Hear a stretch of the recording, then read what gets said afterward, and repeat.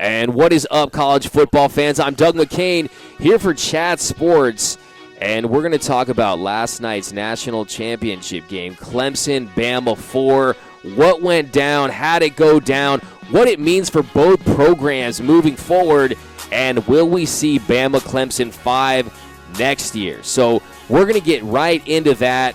It was really a stunning outcome. It was absolutely stunning. I think a lot of people going into this game, there was a lot of similarities between both teams. Both teams sitting at 14-0, and Nick Saban's Alabama programs, they had never gone undefeated for Nick Saban to win a title. So this was looking like it was going to be the signature Bama team for Nick Saban. They were going to go 15-0, and we were going to talk about where do they rank in the best college football teams and seasons of all time. Well, it turns out Clemson had other ideas, as now they're the team that goes 15-0. They're the senior class that wins 55 games and 2 national titles, and they just came out and they played their best game of the year. Alabama probably had their worst game of the year, and it was stunning. If you followed college football this year, you know how much talent is on both these teams. Both these programs have been recruiting at an elite level. No one's recruited like Bama, but Clemson, they have their fair share of elite talent, and they bring in last year's number 1 quarterback and number 6 overall prospect since 2000. The kid out of Georgia, Trevor Lawrence. So both teams with outstanding talent. You thought that it was going to be close. You thought it was going to be a thriller like we saw a couple years ago. And it turns out it was the letdown at Levi's. Bama had their opportunities, of course, but Clemson, they just took it to Bama all night long. And really, I was not totally surprised. I had picked Clemson to win 32-20 heading into last night. But 44-16, 44 points. They dropped 44 points on Bama. That could have been 50. They used Trevor Lawrence in that last possession to really bleed out the clock with that 10-minute drive in the fourth quarter. But that could have been 50. Not only that, they score 30 straight on Bama, and they win by 28, and they hold them to a bagel in the second half. 0 points for Alabama in the second half. I don't think anyone in this universe saw anything like that and predicted that would go down last night. But that's exactly what happened. And really, it leaves Alabama kind of searching for answers as to what really went down last night. So I was totally surprised by that. That had me just all kinds of what really went down. You thought that going into this game that Bama at least were going to score points. And we know this Alabama defense isn't the best defense under Nick Saban. They kind of creeped up into top 15 late in the year, but they've had their issues at D-line. They got Keenan Williams, but they're not as deep. They don't go, 4, 5, 6 deep. It's more like 3, 4 right now. And you thought that their secondary, they're very young in their secondary. Their linebackers are great, but they're no, Rashaan Evans or Reuben Foster great. So this Bama defense, you knew was going to get tested, and you didn't really expect them to shut down the Clemson offense with all the fireworks and explosiveness they have out there. But you thought at least Alabama, being such a balanced attack and one of the best offenses we've ever seen, let alone the best offense ever at Alabama. At worst, they were going to light up the scoreboard, and it was going to be a shootout. But that wasn't the case, and they really could have dropped 50 on them. I was thinking the whole time, if Dabo Swinney wasn't a Crimson Tide alum, a former receiver for them, that he's probably going to punch it in. They're going to drop 50, make a statement, and make a major claim that they belong in the conversation as one of the best football teams that's ever played in the college ranks. But wasn't the case. They still had a dominating score at the end, 44-16. And really, one thing that really stood out to me initially was just how well prepared and how well coached that Clemson defense was. I mean, Brent Venables is a monster. He's a monster coordinator, and last night he showed why he's the highest paid coordinator in the game and why he gets paid more than half of the coaches in college football. This guy was unbelievable. I mean, we all knew that Trevor Lawrence and company, they were going to put up points and they were going to do big, but Clemson stole momentum early with that A.J. Terrell pick six, and it was just a great pick six. They took momentum, they never gave it back, and, from then on, it was going to be all Clemson all night long, and that's what we saw. So, it was a great call. That was trap coverage right there. He knew it was coming. His eyes were in the right place. He made the play on the ball, and you got to see that they were studying his tendencies. They really knew some of the things in Tua's game, and he jumped on that, and they took six. And that was a great omen for Clemson fans because Clemson, dating all the way back to 2015, is 38-0 when they score first. So that was great for Clemson early on, and they took that momentum, they ran with it, and you just could feel that defensive scheme for Clemson just working to perfection all night long. So, that first score was huge, and it's really what we've come to expect with Venables. So we know he's not going to drop 7 and kind of wait for it and, do little, fluffy coverages out there to try to prevent big plays. This guy's going to bring the house, and he was ultra aggressive, and it paid off for Clemson because they were able to get into that backfield, make big plays, and force Tua to make a lot of tough throws down that was kind of uncomfortable making. So Tua was not comfortable back there. It wasn't the Tua that we've seen when he's really comfortable and that arm is flying all over the field.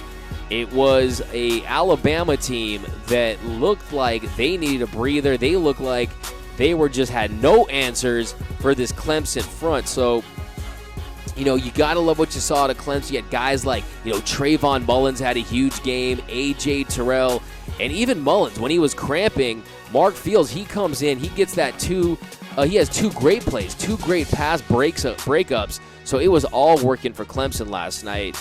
And they had Tua confused. He was guessing. They forced him into those desperation heaves that led to points for Clemson. So even on that second interception, you got to give it to Tua. He throws a pick six, by the way. He gets right back on the field, and that ball he threw was just to Judy was absolutely a perfect, spectacular throw. He threw that thing angry, like, look, my bad, guys. I threw the pick six. I'll get it right back, and he did just that. But later, of course, he throws that interception, and that goes on to lead to points too. So those 2 turnovers that Alabama created, or that Alabama had, lead to points, 2 touchdowns. So they really never came back with that, and they weren't able to get their own turnovers. So they forced 0 turnovers on the night. And so Clemson, they take care of business after mauling the Crimson Tide last night. And we're going to break down that game a little more in just a second.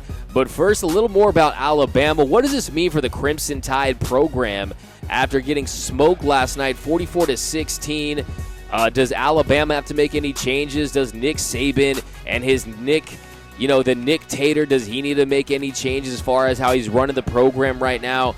Let's not get crazy, folks. There's like 120 other college football teams that would gladly trade places with Alabama right now. They would take that success. What they've done is just coveted by programs everywhere.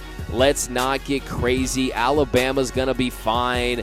That's like worrying about Jeff Bezos' bank account after he gets divorced.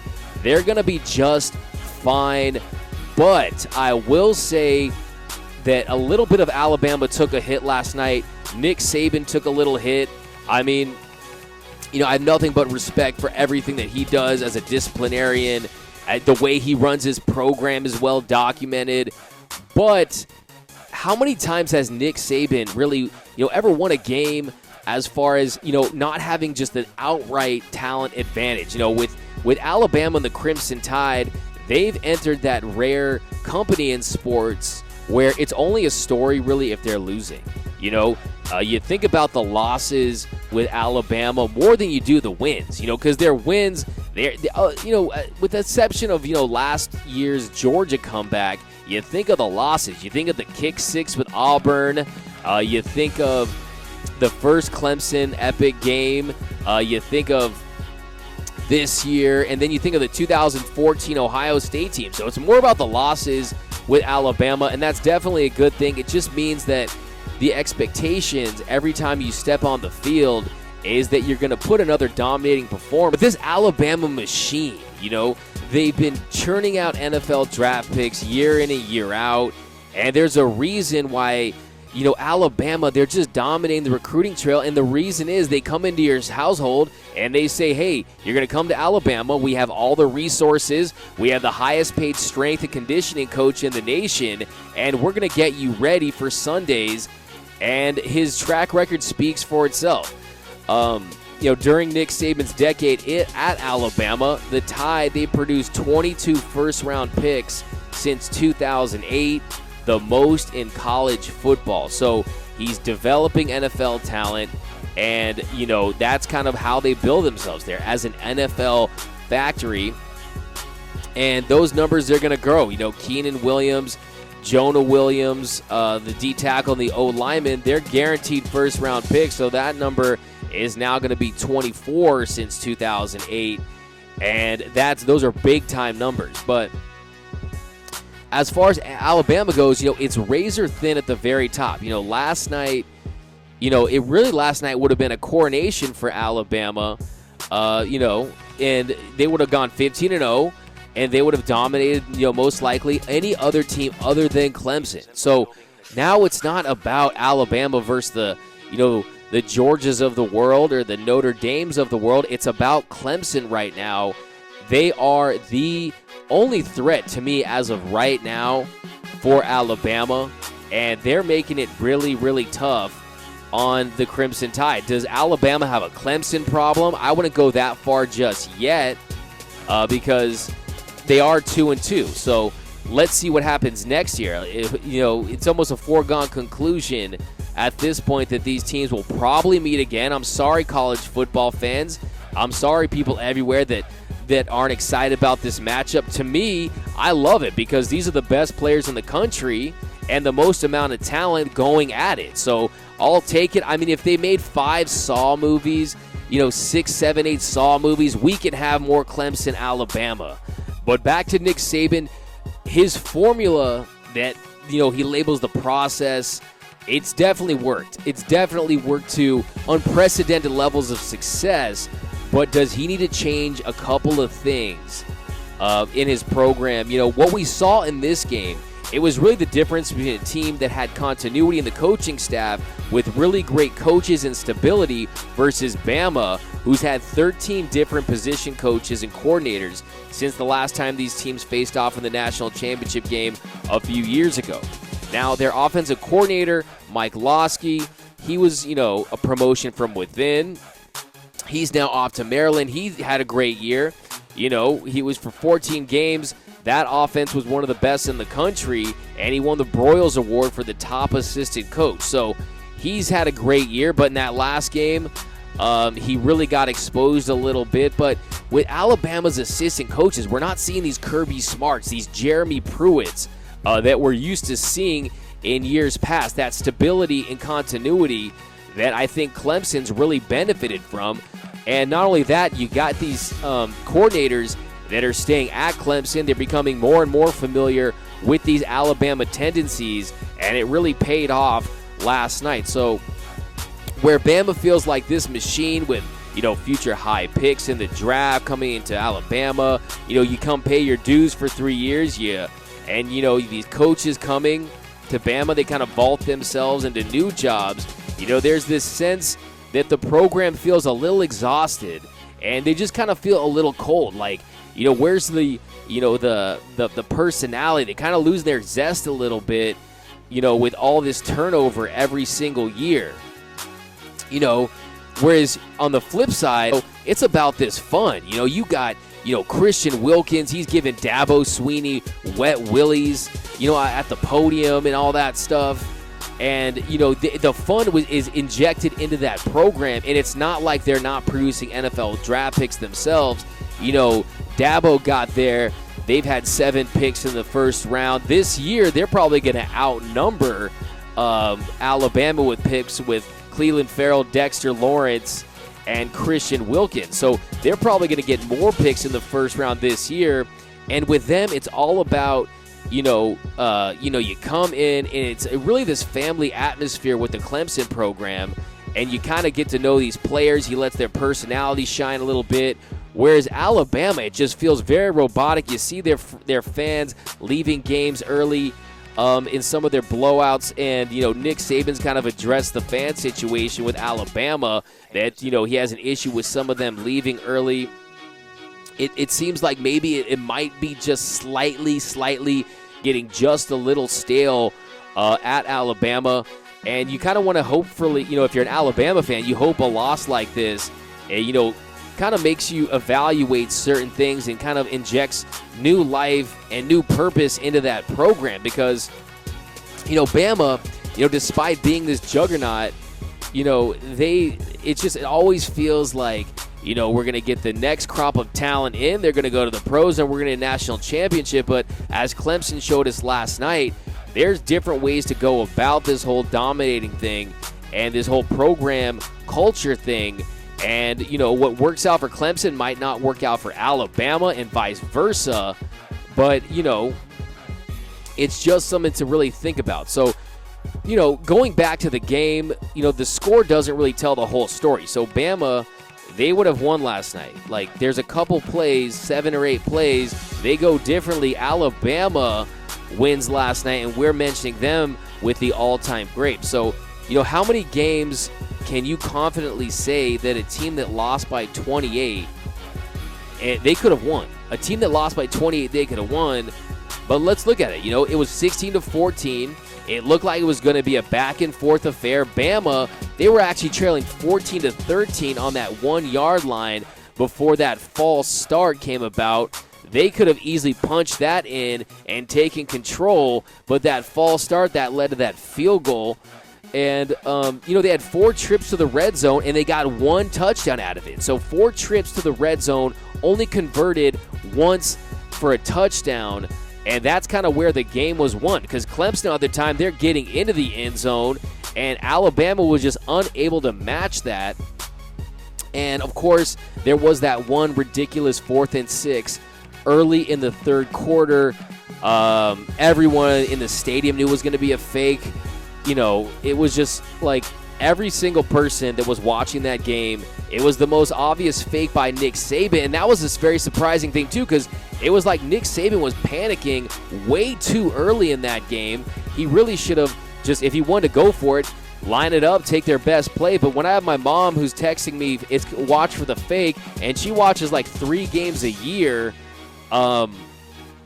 it was very obvious that was going to be a fake. And really, if you're at that point, it just kind of felt like, Dabo and Clemson was in Nick Saban's head, and they, it turned out that it wasn't their night. So you got that play, and then also it's 3rd down for Clemson. Clemson, they were a remarkable 10 of 15 on 3rd downs on the night, 10 of 15. So they weren't able to get Clemson off the field on offense.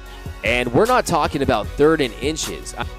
And, of course, Nick Saban, he says after the game that if you look at the box score, it doesn't really tell the full story, and that there was a much closer game than it really indicated. But, it came down, he says, to the small things and Alabama's inability to do the small things. And that, to me, is more credit to Clemson and their flawless execution. They made the plays, they did the small things that really led to this huge win. So, Bama, they had enough talent to win, and they had everything in place to win. But really, one thing, too, I think was motivation. Clemson, they looked like a team that was obsessed with beating Alabama, whereas Alabama looked like a team that just wanted to finish the job and win another national title. But it clearly was Clemson as the more passionate and enthusiastic bunch out there, and they were just playing with a fire and a focus that, to me, kind of, fueled that entire game for Clemson. So I'm not saying Alabama wasn't motivated. Of course they're motivated. They're a great team, and they kind of, preach this whole competition thing, and that has worked out for them. but it just kind of felt like Clemson wanted just a tiny little bit more, especially after last year's embarrassment where they got beat, pretty bad with Kelly Bryant at the helm. So, Alabama, they look like a team that kind of wanted to finish the job. And, you just kind of saw that. You can kind of feel it. Clemson won it. Bama's D-line, they started to wear down the second half in their game prior to Georgia. As Kyler Murray and the gang, they tried to mount a little comeback. That D-line was starting to wear down. And, just look at those tears from Austin Bryant after the game. This senior class for Clemson, they weren't coming into this game. They were not going to lose. And they're the ones who finished with those 55 wins as a class in 2 national championships. So credit to those seniors for Clemson, and credit to Clemson for coming in with that fire. So, back to the game. So Venables, he gets a lot of praise, but to me, the Clemson offensive staff deserves equally as much credit. So Jeff Scott and Tony Elliott, they did a great job. They just did great job. They were scheming all throughout the night, and their scheme to really neutralize Keenan Williams was a huge difference. So I had my eye on number 92 the entire game, and it looked like he was getting doubled at least 50% of the time, maybe anywhere between 50 and 75% of the game. They knew that he was going to be a problem, so they sent the double, and they beautifully, just had him. They were managing him at the line, but also they knew that, Alabama was going to try to stuff the run, and what they did, they used Feaster and Etienne creatively out of the backfield. They got them in motion, and once it looked like Clemson was going to be unable to pound that, they knew that, and what they do, they spread it open. They gave their playmakers opportunities to make plays, and, you thought it was going to be a situation where they were at least going to contend, because there's a lot of talent on that secondary for Alabama, but they are very young. But it is a Nick Saban-led Alabama defense, and the secondary is his specialty. So you had to assume they were going to, at least slow them down a little bit, but that was not the case. I mean, I don't know why everyone expected this Bama defense to just kind of remember they were Alabama, so we're just going to be great because we're Alabama. But they weren't a top 10 defense, and they came into the game ranked 15th, and they just don't have that depth at D-line that we've seen. So they're not going 6 deep right now. It's more like 3 or 4, and their secondary, like I said, they're young. But, you thought that Alabama was at least going to get creative and start sending blitzes and start doing stunts that were going to kind of allow them to just at least show some different looks for Clemson, kind of confused Trevor Lawrence, but it never happened. But, we saw signs earlier, against Arkansas. They gave up 31 points. Missouri scored points on them. So this wasn't, the perfect game for Alabama. They got exposed. They're going to get better.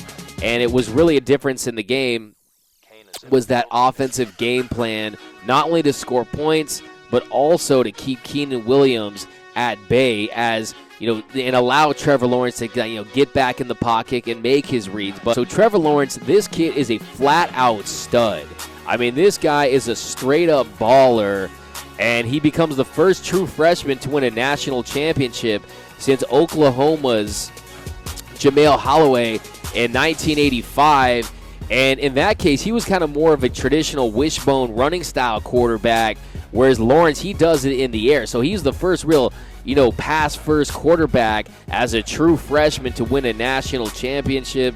So he did it with his arm. He went 20 of 32, 347 yards, 3 touchdowns, 0 interceptions against that vaunted, Bama defense. So they came in averaging 187.6 passing yards against them going into the night, and he was going to have nothing about that. This kid lit it up. I mean, he's got size, incredible arm.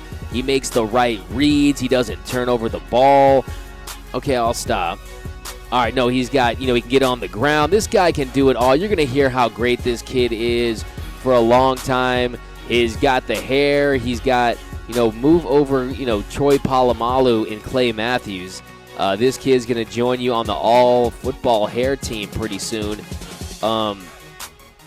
But he came to the year with all that hype, and this kid, like I said earlier, this kid was the top recruit in college football, coming into the season, and the number 6 recruit all time since 2000. So, he's just great, man. Like, this kid, he's going to be the face of college football for a couple years.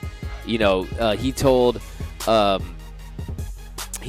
Maria after the game that she asked him how many championships he's going to win. He said hopefully 3 more. I'm like, dude, he's got 2 more for sure, and then he's going pro. So let this kid grow into his body a little bit. Let him face more elite defenses. He's going to benefit from that. Let's not rush to push this kid to the pros. Let's enjoy him at the college level. You heard guys around like Mike Florio saying, oh, we should just, abandon that, that rule that makes him stay for 3 years.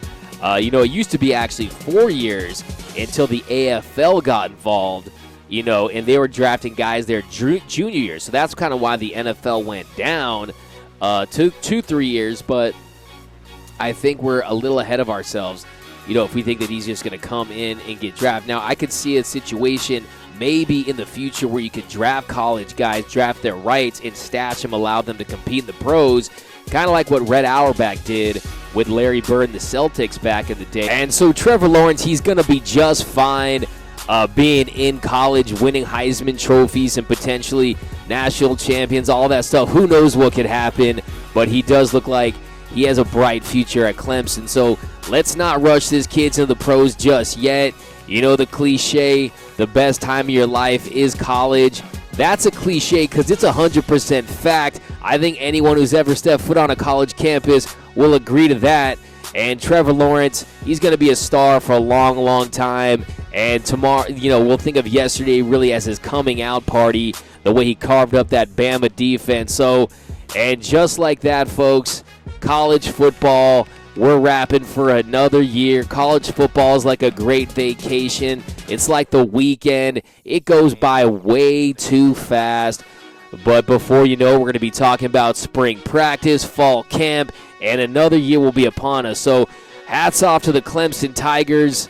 That program, they're ready to roll. They're going to be enjoying this for a little bit, and they're going to be right back at it. So will Alabama. And guess what? It's 0-0. That is the record of your favorite college football team. We all got a fresh start. Who knows what will happen next year? But for Chat Sports, I'm Doug McCain.